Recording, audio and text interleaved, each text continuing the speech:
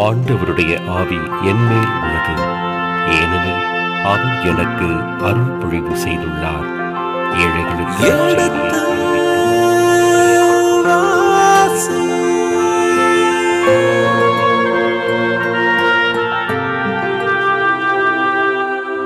எடுத்து வாசி.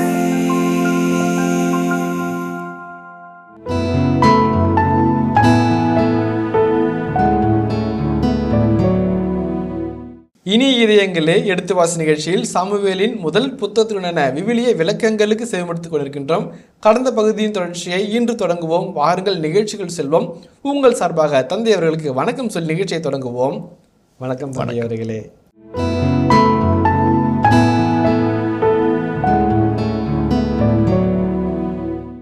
இந்த வாக்கிய அமைப்பை அவ்வளோ அழகாக அமைச்சிருக்கிறார். அதுலேயே அந்த ஆசிரியருடைய நேர்த்தியான வர்ணனை, அவருடைய விவரிக்கும் தன்மை, கதை சொல்லும் பாங்கு, மீட்பு திட்டத்தை உறக்க சொல்லும் அவருடைய உன்னதமான மனநிலை நம்ம புரிஞ்சுக்க முடியுது. Verbal painting. அடுத்து பாருங்களேன், அடுத்த வசனம் பாருங்க, இது சைக்காலஜி. அடுத்தது 50வது வசனம் வாசிப்போமே. இவ்வாறு தாவீது கையில் வாளேதும் இன்றி கவனும் கல்லும் கொண்டு பெலிஸ்தியன் மீது வெற்றி கொண்டு அவனை வீழ்த்தி கொன்றார். நல்ல ஒரு அருமையான வசனங்க இது. இவ்வாறு தாவீது கையில் வாளேதுமின்றி கவனும் கல்லும் கொண்டு பெலிஸ்தியனை வெற்றி கொண்டு அவனை வீழ்த்தி கொன்றார். ரொம்ப அருமையான வசனம். இது வந்து இடைசர்கள் அடுத்துதான் கொல்ல போறாரு. வீழ்த்தி கொன்றார் இது வார்த்தையா. இதுல அதுக்கு ஜஸ்ட் ஒரு வசனத்துக்கு முன்னாடி அதில் சொல்லுவாரு 47 ஆண்டவர் வாளினாலும் ஈட்டினாலும் மீட்கின்றவர் அல்லர் என்று இந்த மக்கள் கூட்டம் அறிந்து கொள்ளட்டும். இது ஆண்டவரின் போர் இல்லைங்களா. ஈட்டி இருந்துச்சு, வாள் இருந்துச்சு, எரிவாள் இருந்துச்சு, கேடயம் இருந்துச்சு, கவசம் இருந்துச்சு, தலைசீரா இருந்துச்சு. அத்தனை யூஸ்லெஸ். ஏன்னா ஆண்டவர் போரிடுகிறவர் ஈட்டியையோ வாளையோ எரிவாளையோ கேடயத்தையோ கவசத்தை கொண்டு போராடுகிறவர் அல்ல. அவர் துரும்ப கிள்ளி போட்டா கூட அது மாப்பிள்ளையா மாறும். அவன் வித்துவான் கைப்பட்டால் விறகும் வீணையாகும் வாங்க. இது ஒரு சின்ன விறகு கெட்ட சாமியுடைய கரம் பட்ட உடனே ஒரு வீணையா மாறி ஒரு போர் பரணியை பாடுது. அதான் இந்த இடத்துல ஒரு அழகான காட்சி. இந்த சின்ன பையங்க டோப்பில் போட்ட 5 வளவளப்பான கல்லுங்க அடிச்சாம் பாருங்க, ஒரு அடி அவன் சுருண்டு விழுந்தாங்க, முடிஞ்சு போய் கதை ரொம்ப அழகாக கொண்டு போய் அற்புதமாக நிறுத்தி நிற்கிறாரு. கையில் அந்த தியாலஜி பிற்பாடு சொல்லுவாங்க. இந்த சன் ஆக்சுவலாக அடுத்த சனது பின்னாடி ரொம்ப பொருத்தமாக இருக்கும். நம்ம முன்னாடி தியாலஜியை சொல்லிட்டு பின்னாடி இதை சொல்கிறார். ஏற்கனவே தாவீதுடைய வாயில் அந்த வார்த்தையை வைத்து விட்டார். ஈட்டினாலோ எரிவாளினாலோ அம்பினாலோ ஆண்டவர் வெற்றி தருகிறவர் அல்ல என்று சொல்வார். இந்த இடத்துல கையில் வாளின்றி ஈட்டியின்றி கவனையும் கல்லையும் கொண்டு உன்ட்ட என்ன இருக்குதோ அதை பயன்படுத்துகிறார். வெரி வெரி இம்பார்ட்டன்ட் ஐடியாங்க, ரொம்ப முக்கியமான ஐடியா. சாமி இயேசுடைய வாழ்க்கையில் அதை பார்க்குறோம். உங்களிடம் என்ன இருக்கிறது? 5 அப்பமும் 2 மீனுங்க அப்படிங்கிறாரு, கொண்டாங்க அப்படிங்கிறாரு. இன்னொரு இடத்துல கேட்குறாரு, இவங்ககிட்ட எனக்கு 7 அப்பமும் 2 மீனுங்க கொண்டாங்க அப்படிங்கிறாரு. வலைகள் இழுத்துட்டு என்ன இருக்குது? 153 மீனுங்க. இதெல்லாம் இருக்கும்போது இயேசு அங்களிடம் இருப்பதை பயன்படுத்துவார். காணாவூரில் 6 கற்சாடி மூலம் துப்புரவுக்கான கற்சாடி, கையை கழுவுது, காலை கழுவுது, முகத்தலும்புறது, வீட்டுக்குள்ளே போகிறது. அந்த சாடி கொண்டு நீர் நிரப்புங்கள், விழும்போடு நிரப்பினார்கள். அதை பயன்படுத்துகிறார். God helps with what he has given to you. நிறைய சமயத்தில் ரொம்ப அழகான செய்தி நமக்குள்ளே என்ன இருக்குன்னு நம்ம புரிஞ்சுக்கிறதே இல்லைங்க. 2 தான் இலா கணேசன் என்கிற ஒரு அழகான ஒரு ஆசிரியர் அழகாக சொல்வார். சின்ன தமிழ் புத்தகம், ரொம்ப அழகான புத்தகம், ரொம்ப அழகாக சொல்வார். நம்மகிட்ட என்ன இருக்குன்றதை எவ்வளோ சீக்கிரம் பார்க்குறோமோ அவ்வளோ வெற்றி, அவ்வளோ உயர்ச்சிம்பார். நிறைய சமயத்தில் அவன்கிட்ட என்ன ஆகுது, அவனோட என்கிட்ட என்ன இருக்குது. A comparative and inquisitive curiosity makes us lose heart. நமக்குள்ள இவ்வளோ இருக்குதான் நம்ம நினச்சி ஒரு வியப்பு என்ன செஞ்சாக்க இதை உயர்த்தி காட்டலாம். 5 10 ஆக்கலாம், 10 20 ஆக்கலாம், 20 40 ஆக்கலாம், 40 160 ஆக்கலாம். அந்த ஒரு எண்ணம் நமக்குள்ளே வரணும். நமக்குள்ளே என்ன ஆண்டவர் கொடுத்துக்கிறாரு ரொம்ப ரொம்ப முக்கியம். அவனுக்கு அதை கொடுத்துக்கிறார், இவனுக்கு இதை கொடுத்துக்கிறார், உனக்கு என்ன கொடுத்துக்கிறார் அதை பார்க்கணும். ரொம்ப முக்கியமானது. நிறைய சமயத்தில் நம்முடைய நேர்மறை எண்ணமும் நம்முடைய செயலாற்றல் திறனும் சீரழிக்கப்படுவதும் அந்த முனை மழுங்கி போவதும் நம்மை மற்றவரோடு ஒப்பிடுவதை போன்ற ஒரு எதிர்மறையான செயல்பாடு உலகத்தில் இல்லவே இல்லை. ஒப்பீடு செய்ய உன்னை படைக்கவில்லை, உன்னை உயர்வாய் படைத்திருக்கிறார். நீ என்பாக விலையேற பெற்றவன். ரொம்ப அழகான வார்த்தை. You are precious in my sight. அந்த மரகத்தை விட, மாணிக்கத்தை விட, கோமேகத்தை விட, எதையும் விட நீ என்பாக விலையேற பெற்றவன். அந்த எக்கார், இந்த எபிரேய சொல்லுக்கு எக்கார், தங்கத்தை விட, வெள்ளி விட, வைரத்தை விட, மாணிக்கத்தை விட, மரகத்தை விட மேல், you are precious in my sight. சாமி அழகாக சொல்கிறார். சாமியே நம்மளை மதிக்கும் போது நிறைய சொல்ல நம்மளை மதிக்க மாட்டேங்கிற பாருங்க. அதுதான் பெரிய பிரச்சனை. we need to respect ourselves because God respects us. அதே மாதிரி சாமி என்னை இவ்வளோ மதிக்கிறான்னா நீ என்னை மதிக்கணும். சாமியே உன்னை மதிக்கிறான், நான் உன்னை மதிக்கணுமா இல்லையா?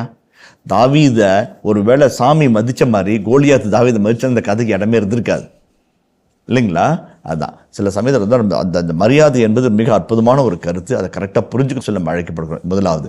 இப்போ இன்னொரு கருத்து, மிக முக்கியமான கருத்து, சின்ன சின்ன எதிர்மறை எண்ணங்களாலும் சின்ன சின்ன எதிர்மறை விமர்சனங்களை நாம் எதிர்கொள்ளும் போது சிதைந்து விடக்கூடாது, மாறாக சீர்பட வேண்டும். நாம் முனை மழுங்கக்கூடாது, இன்னும் கூறிய வாளாய் முனைப்பை செயல்பட வேண்டும். அதான் ரொம்ப முக்கியம். கிட்டத்தட்ட 49 தடவை ட்ரை பண்ணார் தாமஸ் ஆல்வா எடிசன் மின்சார பல்பு கண்டுபிடிக்க, தோத்துட்டார். 50வது தடவையும் 51வது தடவையும் அவர் ட்ரை பண்ண சக்ஸஸ் ஆச்சு. சார் 41 தடவை தோத்துட்டீங்க அப்படிங்கன்னா அவர் சொன்னார், இன்னும் 49 முறை முயற்சி செஞ்சேன், 50ஆம் முறை தான் ஒருவேளை 49 இல்லைன்னா இந்த 50 வந்திருக்காது என்று சொன்னார். மிக முக்கியமான கருத்து. இரண்டாவது எதிர்மறை எண்ணங்கள் நம்மை வரும்போது நாம் செய்து விடக்கூடாது என்று சொன்னேன். 49-50 முறை தாமஸ் ஆல்வா முயற்சி செய்து 50 அல்லது 51வது முறையாகத்தான் அவர் அந்த மின்சார பல்பை கண்டுபிடித்தார். அந்த 51வது முறை என்பது 49 முறை வந்த முயற்சியுடைய விளைவே என்று வேறு அல்ல. சின்ன சின்ன விமர்சனங்கள், சின்ன சின்ன எண்ணங்கள் வரும்போது நம்ம செய்துவிடக்கூடாது. உதாரணத்துக்கு இதே தாமஸ் ஆல்வா எடிசன் சிறு பையனாக இருந்தபொழுது அவருடைய பள்ளி ஆசிரியர் கன்னத்தில் அறைந்து அவர் காதை செவிடாக்கி வீட்டுக்கு அனுப்பி வைத்தார். பள்ளிக்கூடம் வராதே, மழைக்கு கூட பள்ளி பக்கம் ஒதுங்காதே, உனக்கு படிப்பு வராது, அறிவு வராது, உன்னிடம் அந்த திறமை இல்லை, உன்னிடம் அந்த ஞானம் இல்லை என்று அனுப்பிவிட்டார். தாய் அவரை பக்கத்தில் உட்கார வைத்து வாழ்க்கை கல்வியோடு அனுபவ கல்வியும் கற்றுக் கொடுத்தார். பாட புத்தகங்களினோடு வாழ்க்கையை வெல்லக்கூடிய சூட்சுமத்தை கற்றுக் கொடுத்தார். இன்றைக்கு உலகத்தின் எந்த விஞ்ஞானியை விட அதிக அளவில் பொருளாதாரத்திலும் அறிவியலிலும் இணைத்து வைத்து வெற்றி பெறமான ஒரு விஞ்ஞானி உயர்ந்தது தாமஸ் ஆல்வா எடிசன். கிட்டத்தட்ட 1300 கண்டுபிடிப்புகளை கண்டுபிடித்தார் என்று சொல்கிறார்கள். எப்படி? தமக்கு எதிராக எழுந்த விமர்சனங்களை அவர் பொருட்படுத்தவில்லை, தனக்குள்ளாக வந்த எதிர்மறை எண்ணங்களை பொருட்படுத்தவில்லை, முனைந்து சென்றார், வெற்றி கண்டார். அது ரைட் பிரதர்ஸாக இருக்கட்டும், விமானத்தை கண்டுபிடித்த, அல்லது தொலைபேசியை கண்டுபிடித்த கிரஹாம் பெல்லாக இருக்கட்டும், அல்லது அச்சீனத்தை கண்டுபிடித்த கூட்டன்பெர்க்காக இருக்கட்டும், இவர்கள் எல்லாருமே எதிர்மறையான விமர்சனங்களையும் எதிர்மறை எண்ணங்களையும் சந்தித்தவர்கள்.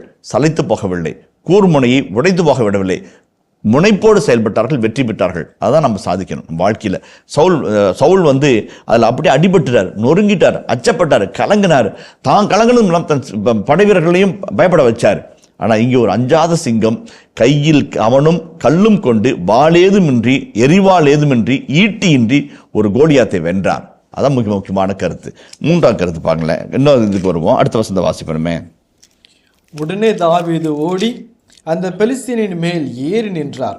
அவனது வாளை அதன் உரையிலிருந்து உருவி அவனை கொன்று அவன் தலையை கொய்தார்.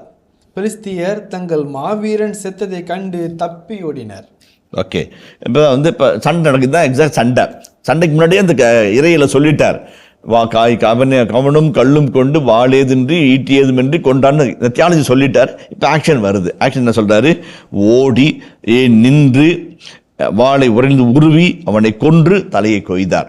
அதே அந்த 47 சந்திச்ச அதே ஒரு உக்கிரமும் இந்த 50 சந்திக்கிறோம். அது ஆக்ஷன் பேக்டு, அது வெர்பாசிட்டி. அப்புறம் அப்போ ரியாக்ஷன் பார்க்குறோம். என்ன பண்ணுறோம்? பிலிஸ்தர்கள் தங்கள் மாவீரன் செத்ததை கண்டு தப்பி ஓடினார்கள். அவர் சொன்னார், என்ன சொன்னார்? ஒன்றை மட்டுமல்ல, பிலிஸ்தர்கள் அனைவரையும் கொன்று வானத்து பறவைகளுக்கும் வனத்து மிருகங்களுக்கும் இறையா போடுவேன். அவன் சொன்ன வார்த்தையை எடுத்து நீ செய்ய மாட்டடா, நான் செய்ய மாட்டான்னு சொன்னார். இப்போ அதான் நடந்துச்சு. யார் சொன்னது உண்மையாச்சுன்னு இப்போ நம்ம புரிஞ்சுக்கிட்டோம். அப்போ யூத மக்கள் எப்படி ரியாக்ட் பண்ணாங்க? இதுக்கு reaction of the death of Goliath cast impact upon the soldiers. மக்கள் மேலே என்னாச்சு? யூதா மக்களும் இஸ்ரேல் மக்களும் எழுந்து ஆர்ப்பரித்து எக்ரோன் வாயில் மட்டுமுள்ள காத்து பள்ளத்தாக்கு வரை துரத்தி சென்றனர். சாராய்மின் சாலையில் காத்து எக்ரோன் எல்லை வரையிலும் பெலிஸ்தியர் வெட்டுண்டு கிடந்தனர். இஸ்ரேலர் பெலிஸ்தியரை பின்தொடர்வதை நிறுத்திவிட்டு அவர்களது பாசறையை கொள்ளையடித்தனர். தாவீது அப்பெலிஸ்தியனின் தலையை எடுத்து எருசலேமுக்கு கொண்டு சென்றார். ஆனால் தம் படைக்கலன்களை தம் கூடாரத்தில் வைத்தார்.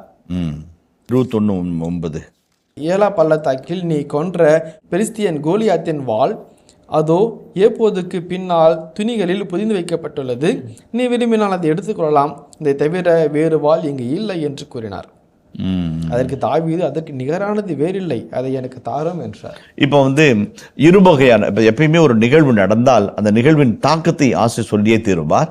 அப்போ பிலிஸ்தருடைய படைத்தலைவன் மாவீரன் இழந்ததை கண்டு சிதறி ஓடுகிறாள். அது அவனுடைய செயல்பாடு. இப்போ இஸ்ரேல் என்ன பண்ணாங்க? ஆர்ப்பரித்து, இஸ்ராயல் மக்களும் ஆர்ப்பரித்து எக்ரோன் வாயில் மட்டுமல்ல காத்து பள்ளத்தாக்கு வரை துரத்தி சென்றார்கள். ஆர்ப்பரித்துனா மகிழ்ச்சி, சந்தோஷம், எதிர்பாராத வெற்றி, இதெல்லாம் பார்த்து அப்படியே காத்து பள்ளத்தாக்கு வரைக்கும் கீழே வரைக்கும் அறுட்டுண்டாங்க. எக்ரோன் வரைக்கும் போகிறாங்க. போயிட்டு அவன் ஓடுறான் துரத்திட்டே ஓடுறான். ஒரு கிலோ ஓடனே இதுக்கு மேலே அவன் துரத்தாவே இல்லைன்ட்டு அவன் பாசறையை போய் கொள்ளடிக்கிறான். கொள்ளடிச்சு எல்லாத்தையும் எடுத்துட்டு திரும்பி வராங்க. கொள்ளைப்பொருள் பங்கிட்டுக் கொள்வார்கள், திரும்பி வர்றாங்க. அதே போல் தாவீது என்ன பண்ணுறாரு? இப்போ பிலிஸ்தர்கள் என்ன பண்ணாங்க? இஸ்ராயலின் யூத மக்கள் என்ன பண்ணாங்க? அடுத்தது தாவீது தலையை கொய்து எருசலேமுக்கு எடுத்து சென்றார், நகருக்கு எடுத்து சென்றார். ஆனால் அவருடைய படைக்கலன்களை தம் கூடாரத்தில் வைத்துக் கொண்டார். அது வேல்யூ, அதுக்கு அவருடைய வேல்யூ அவருக்கு தெரியும். அது தெரியும். ஒன்று மெமரி, இன்னொன்று ஹிஸ்ட்ரி. ரெண்டுமே பார்ட் ஆஃப் ஹிஸ் லைஃப். லேட்டரான் 21ஆம் அதிகாரத்தில் அவனுடைய வாள் எடுத்து போருக்கு புறப்பட்டு போவார். அது பிற்பாடு வருகின்ற செய்தியாக அமைக்கிறது. இந்த சிறு நிகழ்வுகள் போர் பற்றிய செய்திகளில் 3 சின்ன கருத்துக்களை செஞ்சு இந்த துணை பகுதியை நம்ம நிறைவு செய்வோம். முதலாவது, ஆசிரியருடைய நயம். எவ்வளோ அழகாக நுணுக்கமான செய்திகளை சொல்லி விறுவிறுப்பும் பரவும் இந்த வினைச்சொல்லை அடுக்கி வைத்து அந்த நிகழ்வை மிக அற்புதமாக, தத்ரூபமாக, உயிரோட்டம் உள்ளதாக நம்ம படைக்கிறார். அதை நம்ம என்ஜாய் பண்ணணும். அதனுடைய வாக்கிய அமைப்பு, அதனுடைய அதனுடைய பொறுக்கி எடுக்கப்பட்ட வினை சொற்கள் எல்லாம் படிக்கும்போது ரொம்ப அழகாக இருக்கும். முதலாவது. இரண்டாவது, இந்த பகுதிகளில் 2 உரைகளை நம்ம பார்க்குறோம். 2 உரைகள், தாவீதினுடைய உரைகள், சின்ன சின்ன ஃபெய்த் ப்ரொக்ளமேஷன்ஸ் என்று சொல்கிறார்கள். முதலாவது 45 47, இன்னொன்று அதுக்கு முன்னாடி 34 37 வரைக்கும் 2 உரைகள்.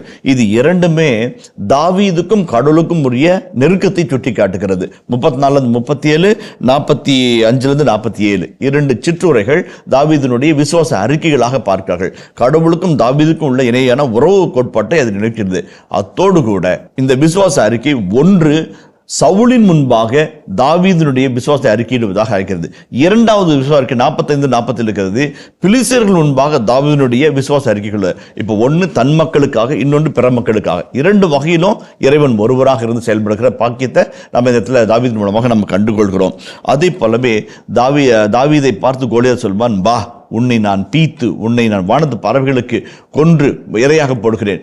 ஐ will strike you, I will kill you, I will split into pieces, I will throw you as a feed to the field. I என்று சொல்வார்கள். ஐ லாங்குவேஜ் என்று சொல்வார்கள். ஏகோ வார்த்தைகள், ஈகோ வார்த்தைகள் என்று சொல்வார்கள். ஆனால் தாவீது சொல்லும்போது, ஆண்டவர் உன்னை என் கரங்கள் ஒப்படைப்பார், நான் உன்னை செய்வேன். அப்படி செய்யும் போது மக்கள் இறைவன் கண்டுகொள்வார்கள். ரொம்ப அழகான ஒரு வார்த்தை.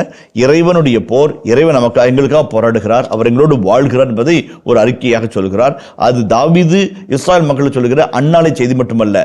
200 ஆண்டுகளுக்கு முன்பாக, 300 ஆண்டுகளுக்கு பின்பாக, அல்லது 1000 ஆண்டுகளுக்கு பின்பாக, அல்லது 2000 ஆண்டுகளுக்கு பின்பாக வாசிக்கிற நமக்கும் அதுதான் செய்தி. ஒவ்வொரு வாழ்க்கையின் போராட்டம் கடவுளுடைய போராட்டம். அவர் நமக்கு முன்பாய் போராடி கொண்டிருக்கிறார்.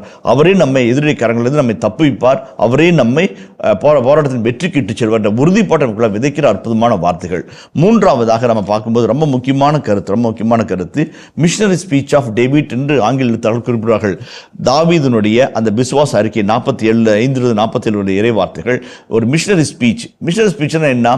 ஆண்டவரை அறிய செய்தல், ஆண்டவரை தெரிவித்தல், ஆண்டவரை பற்றி அறிக்கை செய்தல். இதான் இல்லைங்களா மிஷனரி மேண்டேட். உலகெங்கும் சென்று படைப்பிற்கெல்லாம் நற்செய்தி அறிவிங்கள். மேத்யூ 28:19-20 வாசல் வருது. உலகெல்லாம் சென்று அனைவர்கள் அனைவருக்கும் நற்செய்தி அறிவிங்க. இப்ப தாவீது சொல்றார், இந்த போர்ல நான் ஜெயிச்சேன்னா மக்கள், இஸ்ராயல் மக்களுடைய கடவுள் வாழ்கிறார், அவரே உயிருள்ளவர், அவருடைய உண்மையான என்று உலகம் அறிந்து கொள்ளும். அப்ப நம்ம செய்யற ஒவ்வொரு செயல்பாட்டுக்கும் ஒரு மிஷனரி டைமென்ஷன் இருக்குது. ரொம்ப அழகான ஒரு மிஷன் டைமென்ஷன் இருக்குது. அது நம்ம கரெக்டாக புரிஞ்சுக்கணும். ஒரு போர் பரணி, ஒரு போர் முழக்கம், ஒரு போராட்டம், ஒரு வாள் எடுத்து போர் எடுக்கிற ஒரு காட்சி. அந்த காட்சிக்குள்ளாக என்னுடைய பெயர் மாற்றி வர வேண்டும். ரொம்ப அழகான வார்த்தை. இந்த இடத்துல தாவீது தன்னை யாரா பார்க்கிறார்?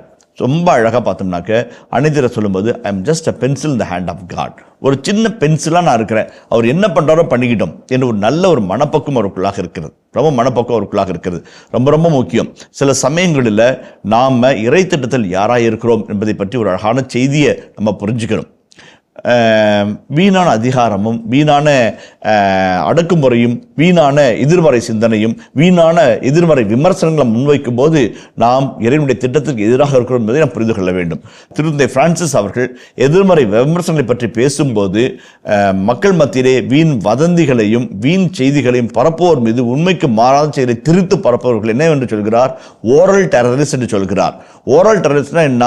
ஒரு தீவிரவாதி என்கிறவன் மக்களை தகர்ப்பதற்காக, அவருடைய நல்ல எண்ணங்களை தகர்ப்பதற்காக வெடிகுண்டுகளை வைத்து வெடிக்க செய்கிறவன். இந்த ஓரல் டெரரிஸ்ட் என்ன பண்றாங்க? வாயில பாம் வச்சுக்கிறாங்க. போற இடத்துல டமார் டமார் டமார் டமார் போற இடத்துல பாமா போட்டு சண்டை உருவாக்கி அமைதியை கெடுத்து சீர்குலைக்கிறார்கள்.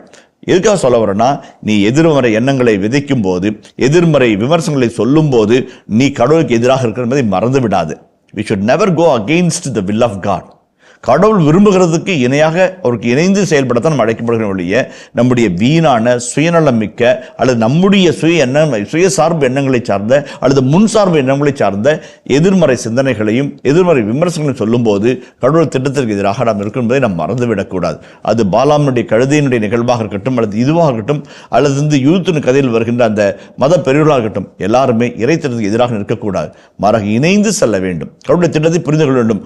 அம்மாளியனுடைய வார்த்தைகளை பின்பற்றி இது கடவுளிடமிருந்து வருகிறது, அது கடவுளால் நடக்கும் என்பதை நினைத்து பார்த்து நாம் ஒத்துழைக்க அழைக்கப்படுகிற மறுத்துரைக்கவோ அடக்குமுறை செய்யவோ அல்லது அமைதிப்படுத்தவோ அல்லது அடக்கி ஒடுக்கி நிற்கவோ நாம் முனையக்கூடாது என்பது இந்த பகுதியில் வருகிற செய்தி. கடைசியாக சொல்லும் போது நாம் சொல்கின்ற ஒரு வார்த்தை, போர் என்பது இறை மகிமைக்காக. ஒவ்வொரு போரும் இறைவன் பெயரால் போராடப்பட வேண்டும். நிறைய இடத்துல நம்முடைய நீதிக்கான போராட்டங்களாக இருக்கலாம், உரிமைக்கான போராட்டங்களாக இருக்கலாம், நம்முடைய சலுகைக்கான போராட்டங்களாக இருக்கலாம், அவைகள் அனைத்துமே இறைவனின் பெயரால் போராடப்பட வேண்டும். நிறைய சமயத்தில் நம்முடைய போராட்டங்கள் நம்முடைய சுயநல குறுகிய எண்ணங்களுக்காக, குறுகிய லாப நஷ்ட எண்ணங்களுக்காக போராடப்படுகிறது என்பதுதான் இன்றைய வேதனையான ஒரு சூழல். பல சமயங்களில் கடவுளை சண்டை பொருளாக வைத்து கடவுளின் பெயரால் சண்டை போடுகிற ஒரு குறுகிய மனப்பான்மை நமக்குள்ளாக இருப்பதை நம்ம பார்க்கிறோம். ரொம்ப ரொம்ப முக்கியம். அதாவது என்னன்னாக்க, தாமஸ் கிரீன் அவர்கள் அழகாய் சொல்லுவார்கள், ஜெபம் என்பது இறை துள்ளத்திற்கு ஏற்ப உங்களை மாற்றிக்கொள்வது. மாறாக இறை துள்ளம் உங்களுடைய திட்டத்திற்கு மாற்றிக்கொள்ள வேண்டும் நினைப்பது ஜெபமே அல்ல. Many times we want God to act according to our plan. Thy will be done அல்ல, my will be done என்பது நம்முடைய ஜெபமாக மாறுகிறது. அதெல்லாம் இறை திட்டமே அல்ல. இந்த இடத்துல அழகான ஒரு செய்தியாக இருக்கிறது. ஒவ்வொரு போரும், ஒவ்வொரு போராட்டமும், ஒவ்வொரு இக்கட்டான சூழலும், ஒவ்வொரு சவாலும் இறைவனின் பெயரால் போராடப்பட வேண்டும், சமாளிக்கப்பட வேண்டும் என்பதுதான் இன்றைய பகுதியினுடைய அழகான செய்தி. தந்தை அவர்களே, இந்த 54வது வசனத்தில் வருகின்ற பொழுது எனக்கு இந்த ஒரு விளக்கம் தேவைப்படுகிறது. தந்தை அவர்களே, அந்த பெலிஸ்தீனின் தலை, அந்த வாள், போர்க்கருவிகள் என்ன ஆயிற்று என்று இந்த பகுதி சொல்லுகிறது. அதனுடைய விளக்கம் எனக்கு தேவைப்படுகிறது தந்தை அவர்களே. இப்போது 1 சாமுவேல் 17ஆம் அதிகாரம் 54ஆம் வசனத்தோடு அந்த போர் நிகழ்வு நிறைவு பெறுகிறது. நிறைவு செய்திகளாக 54 வசனத்தை நாம் பார்க்கிறோம். அதில் 2 முக்கியமான காரியம். பெலிஸ்தீனின் தலையை எடுத்து எருசலேமுக்கு சென்றார் ஒரு வார்த்தை இருக்குது. 2வது, ஆனால் தம் படைக்கலங்களை தம் கூடாரத்தில் வைத்தார். தம் படைக்கலங்கள் இப்போ பெலிஸ்தீனுடைய படைக்கலங்கள் இவருடைய படைக்கலங்களாக மாறுது. 2 கருத்துக்கள் இருக்குது, 2 முக்கியம். ஒன்று விவிலிய விளக்க உரையாளர்கள் கேட்கும்போது ஏன் எருசலேமுக்கு எடுத்துகிட்டு போனார் என்ற ஒரு கேள்வி கேட்கிறது. அது வடக்கிற்கும் தெற்கிற்கும் இடைப்பட்ட இடத்திலே ஜெபுசலேமின் பகுதியாக இருந்திருக்கிறது. ஆகவே அதை சிட்டி ஆஃப் டேவிட் என்கின்ற அந்த தாவீது நகரத்தை அந்த இடத்துல தான் அவர் கட்டி எழுப்புகிறார். அவருடைய அன்புக்குரிய இடமாக இருந்ததனால் அந்த இடத்தில் கொடுத்து செல்லலாம் என்று இருந்தது. 2வது, ஒரு சில விவிலிய வல்லுநர்கள் சொல்வது போல இந்த போர் முகாமானது எருசலேம் முகட்டிலே அந்த பகுதியில் இருந்திருக்க வேண்டும். படைவர்கள் தங்கியிருக்க வேண்டும். போர் பயிற்சியும் அணிவகுப்பும் ஆரவாரங்களும் ஒவ்வொரு நாளும் எழுப்பினார்கள் எல்லாம் முன்றைய வசனம் வருகிறது. அங்கே இருந்தனால் அந்த தன்னுடைய சொந்த சகோதரர்களுக்கு, படை வீரர்களுக்கு உறுதியூட்டும் வண்ணமாக, எழுச்சியூட்டும் வண்ணமாக, சாதிக்க முடியாத ஒன்றை நான் சாதித்து விட்டேன் என்று சொல்வதற்காக, இறைவனின் உதவியால் எல்லாமாகும் என்பதை காட்டுவதற்காக எடுத்து சென்றிருக்கலாம் என்றும் ஒரு தரப்பு வாதத்தை வைக்கிறார்கள். இன்னொரு தரப்பு வாதம் என்பது, ஒரு போர் வீரன் இன்னொரு போர் வீரனை போரில் வீழ்த்தினால் 2 காரியங்களை உடனடியாக அண்மை தொன்மை நாட்டிலே செய்வார்கள். ஒன்று, அவனுடைய தலையை துண்டிப்பார்கள். அவனை வந்து செயலெடுக்க செய்கிறது. அதுக்கு மேலே அவனால் அவனிடம் எந்த ஒரு எதிர்ப்பும் வராது. முதலாவது. இரண்டாவது, அவனுடைய ஆயுதங்களை பறிமுதல் செய்வது. ஏனென்றால் இன்றைய நாட்களைப் போல அல்ல, அன்றைய நாட்களில் படைக்கலன்கள் என்பது மிக விலையுயர்ந்த, மிக விலை மதிப்பற்றதாக போற்றப்பட்டது. அதற்காக நிறைய செலவு செய்யப்பட்டது. ஆகவே அந்த படைக்கலன்களை எடுத்துக்கொள்வார்கள். தாவீது அவருடைய பிலிஸ்தருடைய படைக்கலன்களை தனது படைக்கலை மாற்றிக்கொள்கிறார். அதை தம் கூடாரத்தில் வைக்கிறார். தலை எடுத்துக்கொண்டு எருசலேம் செல்கிறார். செய்தி நிறைவு பெறுகிறது. இந்த இடத்துல வந்து இந்த போர் 17ஆம் அதிகாரத்தினுடைய முதற் பகுதியிலிருந்து இறுதி வரைக்கும் வருகின்ற 54 வசனங்களில் சொல்லப்பட்டுகின்ற இந்த போர்க்கள காட்சியை பற்றிய ஒரு சின்ன இறையியல் செய்தி சொல்ல ஆசைப்படுறேன். அதாவது வந்து தாவீது கடவுளை பற்றிய விசுவாச அறிக்கைகளையும் சவுல் முன்பாகவும் பிலிஸ்தர்கள் முன்பாகவும் கடவுளை பற்றிய செய்தியை உறக்க விசுவாசமாய் அறிக்கையிடுவது, இறைவன் பற்றிய உதவியை தன் பக்கம் இழுத்துக்கொள்வது, இறைவனை நம்பியே இருப்பதாக தன்னுடைய மனதை வெளிப்படுத்துவது, இதெல்லாம் எதை குறித்து காட்டுகிறது என்றால், ஒரு அண்மை தொன்மை கிழக்கு நாடுகளிலே, குறிப்பாக இஸ்ராயல் நாட்டிலே இருந்த போர் முறைமை பற்றிய செய்திகளை தெல்ல தெளிவாய் சொல்கிறது. அதற்கான விளக்கங்களை நான் சொல்கிறேன். முதலாவது, இஸ்ராயல் மக்கள், அது நீதித்தலைவர்கள் புத்தகத்திலிருந்து சரி அல்லது அதற்கு முன்பாக யோசுவா புத்தகத்திலும் சரி, போர் என்றால் ஆண்டவரின் போர். முதலாவது ஹோலி வார், ஹெரம் என்று இப்ராஹிம் மொழியில் சொல்வார்கள். ஆண்டவர் தங்களோடு போரிடுவதாக நினைக்கிறார்கள். போருக்கு முன்பாக என்னிடம் சென்று என்னுடைய சம்மதத்தை கேட்பார்கள். போகலாமா, வேண்டாமா, தள்ளி போடலாமா என்று கேட்பார்கள். போருக்கு போகும்போது எப்படிப்பட்ட வியூகத்தை அவர்கள் ஓக்கி என்பதையும் இறைவனிடமிருந்து உத்தரவாய் பெற்றுக்கொள்வார்கள். போர் புரியும் போது இறைவன் தங்களோடு இருப்பதாக உணர்வார்கள். போர் முடிந்து வந்த பிறகு வெற்றியோ தோல்வியோ அதை இறைவனின் சார்பாக ஒப்புக் கொடுப்பார்கள். ஐந்தாவதாக, போரில் வெற்றி பெற்றால் அதை இறைவனுடைய செயல்பாடாக கருதி மகிழ்வார்கள், நன்றி சொல்லி செலுத்துவார்கள். இதெல்லாம் ஆக போரின் துவக்கத்திலிருந்து இறுதி வரை, இறுதிக்கும் பின் இறுதி வருகின்ற செயல்களுக்கும் இறைவனே மையமாக இருக்கிறார். ஆக நம்முடைய பார்வையில் ஒரு நாடு இன்னொரு நாடு போர் தொடுக்கிறது என்று சொன்னால் அது பொருளாதார அரசியல் காரணங்களுக்காக, பகையாக பார்க்கிறோம். ஆனால் அன்றைய நாட்கள் இஸ்ராயல் மக்களுக்கு போர் என்பது ஒரு இறை செயல்பாட்டு திட்டம். அந்த இறைவன் நம்முடைய மனித முயற்சியிலே, மனித முடிவுகளிலே பங்கெடுக்கிறார். அவரே வழிநடத்துகிறார். அவரே நமக்காக போராடுகிறார். அவரே நமக்காக வெற்றியை தேடி தருகிறார். ஆகவே it's a religious act. Fundamentally, basically, unexceptionally, inevitably அது வந்து ஒரு ரிலிஜியஸ் ஆக்ட் என்று அறிஞர்கள் அது சொல்வார்கள். இந்த ஒரு ஆர்த்தடாக்ஸ் மைண்டு, இந்த ஒரு அதி தீவிரமான எண்ணம் பழைய ஏற்பாட்டு காலங்களிலிருந்தே வருகிறது. போர் ஆண்டவருக்காக, ஆண்டவரோடு, ஆண்டவரில் என்கிற நிலைப்பாட்டை அவர் பார்க்கிறார். ஆகவே தான் இந்த 54 வசனங்களிலே தாவீது பல முறை, போர் நடப்பது என்பது 2 வசனங்களில் மட்டும்தான், ஆனால் பல முறை இறைவனை அழைப்பதும், இறைவன் பெயரை சொல்வதும், இறைவன் மீது நம்பிக்கை வெளிப்படுத்துவதும், இறைவன் உதவுவார் என்பதை மற்றவர்களுக்கு அறிக்கையாக சொல்வதும் திரும்ப திரும்ப வருகிறது. அந்த மன்னனில் பார்க்கும்போது தான் இந்த செய்திகள் நமக்கு தெளிவாக புரியும் என்பது முதல் கருத்து. குறிப்பாக இந்த பெற்ற செய்திகள் ஒரு விளக்கத்தோடு நம்ம பார்ப்போம். உதாரணத்துக்கு பாருங்களேன், 2 சாமுவேல் 5:19 வாசிங்களேன். பெலிஸ்தியருக்கு எதிராக நான் செல்லட்டுமா? நீர் அவர்களை என் கையில் ஒப்புவிப்பீரா என்று தாவீது ஆண்டவரிடம் கேட்டார். ஆண்டவரிடம் கேட்கிறார். பெலிஸ்தியர்ல போகட்டுமா வேண்டாமா கேட்கிறார். 2 சாமுவேல் 5:23, 24, 25 வாசிப்போமே. தாவீது ஆண்டவரிடம் ஆலோசனை கேட்க, நீ எதிர்த்து செல்ல வேண்டாம், சுற்றி வளைத்து அவர்கள் பின்னால் சென்று முசுக்கோட்டை மரங்களுக்கு எதிரிலிருந்து அவர்களை அணுக வேண்டும். முசுக்கோட்டை மரங்களுக்கு மேல் அணிவகுப்பு பேரொலி ஒலிக்கும் போது நீ தயாராக இருக்க வேண்டும். ஏனெனில் அப்போது ஆண்டவர் பெலிஸ்தியர் படையை தாக்குவதற்காக உனக்கு முன்பாக செல்கிறார் என்று ஆண்டவர் கூறுகிறார். போர் வியூகத்தையும் எப்படி தாக்கணும், எந்த வகையில் தாக்கணும், எந்த இடத்துல தாக்கணும், அதை கடவுளை தீர்மானிக்கிறார். 2 சாமுவேல் 5:23, 25. இனிய இதயங்களே, எடுத்து வாசி நிகழ்ச்சியில் சாமுவேலின் முதல் புத்தகத்துடனான விவிலிய இறை வசனங்களுக்கு செவிமடுத்துக் கொண்டிருக்கின்றோம். இதன் தொடர்ச்சியை மீண்டும் அடுத்த பகுதியில் பார்ப்போம். அதுவரை இணைந்திருங்கள். இயேசுவுக்கே புகழ், இயேசுவுக்கே நன்றி, மரியே வாழ்க.